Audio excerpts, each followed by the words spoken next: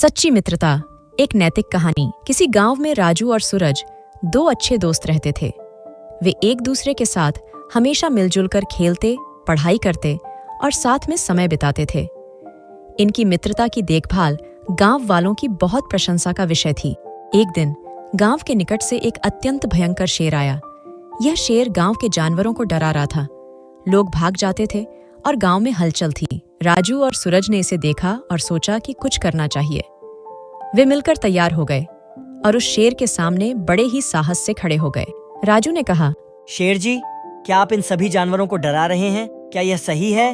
शेर ने उत्तर दिया, हाँ, मैं उन्हें खाना चाहता हूँ। मुझे भूख लगी है और मैं उनके शिकार करके अपनी भूख मिटाऊंगा। सूरज ने कहा, लेकिन शेर जी, क्या इसका मतलब है कि आप अन्य जीवों का डरा हुआ रहे?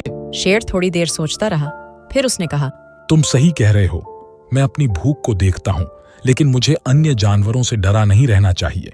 राजू और सूरज ने शेर से कहा, आप हमारे दोस्त बनिए, हम आपकी मदद करेंगे। हम एक साथ रहकर आपकी भूख को मिटा सकते हैं। शेर ने इन दोस्तों की साहसिकता और सच्ची मित्रता को देखा और उनके साथ मित्रता की शपथ ली।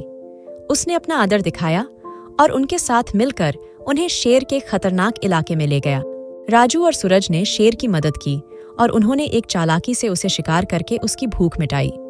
शेर बड़े खुश हुआ और उन दोनों को अपने दोस्त मान लिया। शेर गांव के जानवरों का डर नहीं रहा और उन तकलीफ पहुंचाने की बजाय उनकी सुरक्षा में मदद करने लगा। राजू, सूरज और शेर की मित्रता गांव के लिए एक उज्जवल उदाहरण बन गई। इस कहानी से हमें यह सीखने को मिलता है कि सच्ची मित्रता में साहस, संयम और सहायता का भाव होता है। यह हमें दिखाता है कि हमें अपने दोस्तों की मदद करनी चाहिए, चाहे वह किसी भी परिस्थिति में हो। इससे हम खुद को न केवल अच्छे इंसान बनाते हैं, बल्कि हमें अपने आसपास के लोगों की मदद करने का अवसर मिलता है।